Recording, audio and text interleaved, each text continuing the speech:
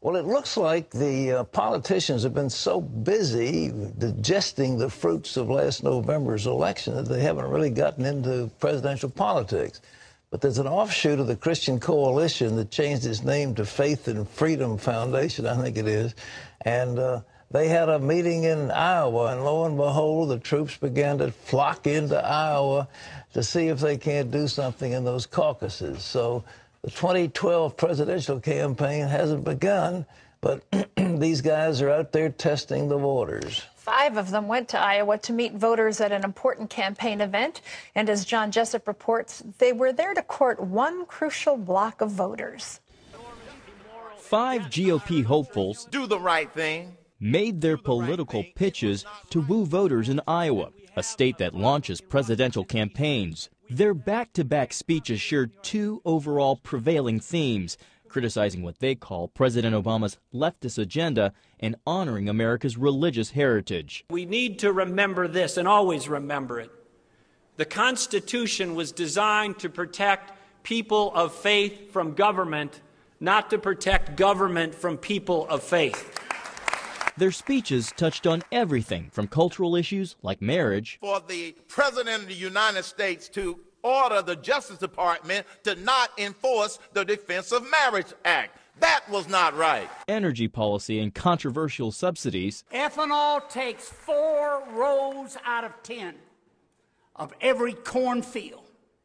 4 rows out of 10 that doesn't go to hungry people or necessary people. This is not right. To proven moral leadership. It's one thing to stand up in front of a group and talk about all the things that you believe in. It's another thing to go out and lead and fight for those beliefs. The event, tabbed the Faith and Freedom Coalition Spring Kickoff, gave these Republicans a chance to connect with evangelicals in Iowa and explain how and when religion and politics ought to intersect. Former House Speaker Newt Gingrich, who launched his exploratory committee last week, painted a picture of what his first day in the Oval Office might look like, suggesting that he'd reinstate President Reagan's policy to prevent American taxpayer money from funding abortions in other countries.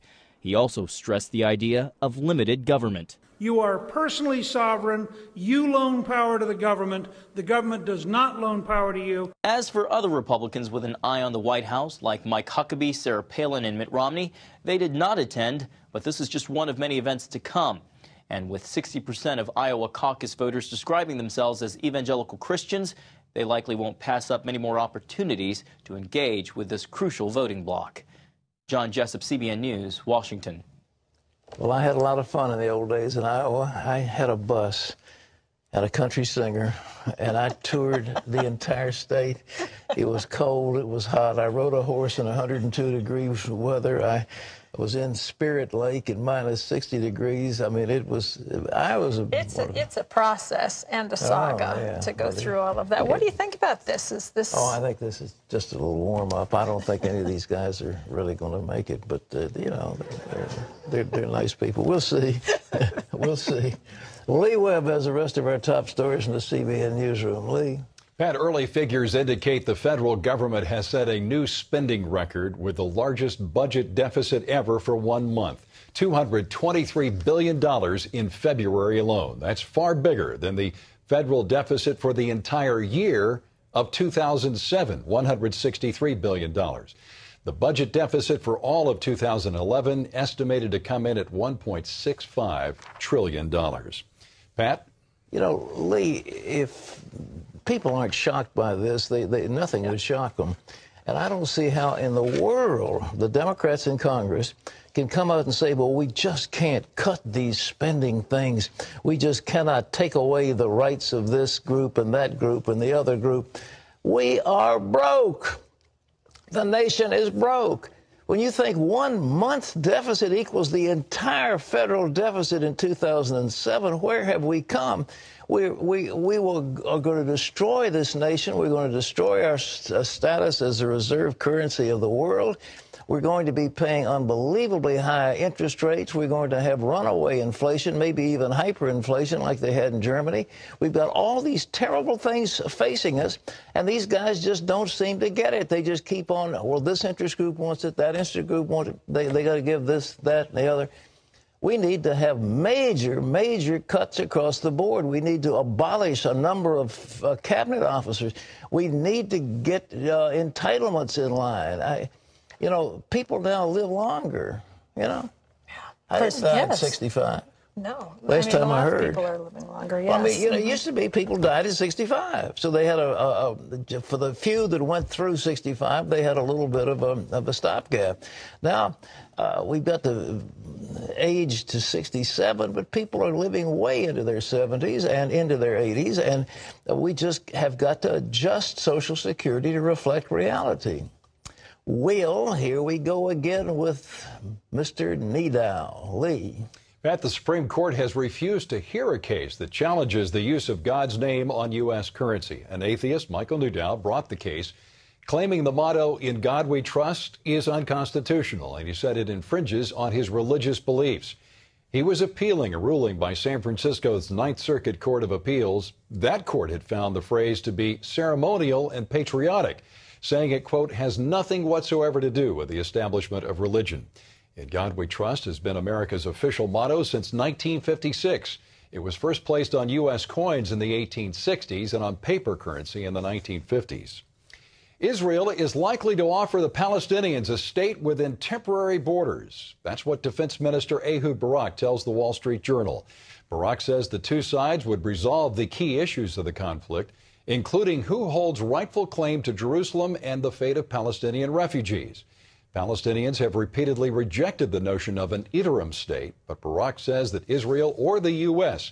would have to give assurances that an agreement on permanent statehood would follow. Pat? Well, you know, this is a sop, if I can use that term, to the clamor of the United Nations, the so-called quartet. And Bibi Netanyahu says, you better give them something. So he's going to put this thing out there and have the Palestinians then say, well, we reject it. And he'll say, well, I offered them a state and they turned it down. So I think it's gamesmanship, but we'll see. Lee? Former British Prime Minister Tony Blair says it's just as important to be religiously literate as it is to be knowledgeable about other issues. Blair admits his own knowledge of biblical history comes up short. He told an audience at Rick Warren's Saddleback Church in California Sunday that he recently visited the town of Jericho. He turned to his Muslim guide and said, "Jericho, this is fantastic. Where are the walls?" His guide responded, "If you remember, they fell down." Another tour of the Holy Land has been going on in recent days. It's for some of the Chilean miners who were trapped underground for more than 2 months before being rescued. They've been walking in Israel, walking through Old Jerusalem and touring the Galilee, and their highlight was a baptism service in the Jordan River. Chris Mitchell has that story now from Israel. They began with prayer. Then, 138 days after their rescue from 2,000 feet underground, the miners and family members stepped into the Jordan River. Jose Enriquez called it a powerful experience. It's one of the sacraments that we've received from my God. He is here. His Holy Spirit is touching the hearts. He's alive and is a powerful God, a God who fills the hearts with grace. The God we cried to there in the mine is here. While in the mine, 22 of the miners accepted Jesus Christ. Enriquez says the baptisms became a public confession of that faith. It's a commitment, a public commitment, receiving Jesus Christ alone. All the glory be to Him. Something wonderful has taken place here. He has blessed us with joy because my companions have taken this step, some of them, and I give God thanks. A memory that will last a lifetime. I'm still very touched, a tremendous joy. It can't be compared with anything I've ever experienced in my 57 years. I'm still in a state of shock. Richard Villaroel, the 28th miner rescued, brought his infant son to be baptized. He also wore a special shirt. This is a very special day, and that's why I wore this T-shirt, the very same one I wore when I came out of the mine. The experience also touched Marta, a Chilean social worker who often travels with the miners. I fulfilled one of the greatest desires of my life by being baptized in the Jordan River. It was wonderful. I felt as though the love of God enveloped my heart. And for many, coming to the Jordan River and Israel made the Bible come alive. If you come here to the Jordan River, don't forget to be baptized, as it's a wonderful experience that one feels. These are things of God. I had read about this in some of the Bible scriptures, but now I'm touched being here in person. I believe that Jesus came to save my life. He died on the cross for me, and being here is seeing that everything I read and saw in the Bible that I imagined, it's all real. But to experience walking in the very places where my Savior did, it's truly marvelous. Chris Mitchell, the Jordan River, Israel. Great story. Pat, those miners have a full appreciation of what it means to be rescued.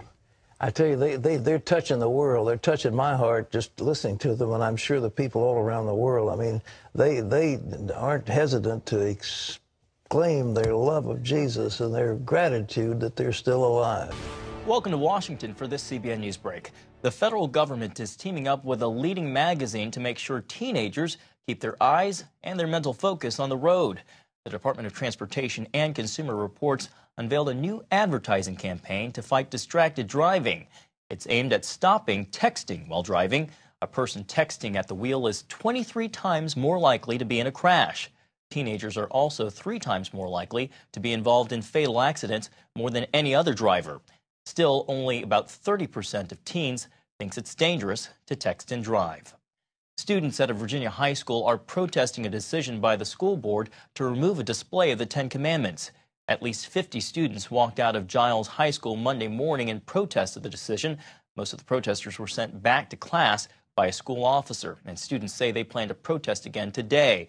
The Giles County School Board voted last month to remove a framed copy of the Ten Commandments from all of the county schools.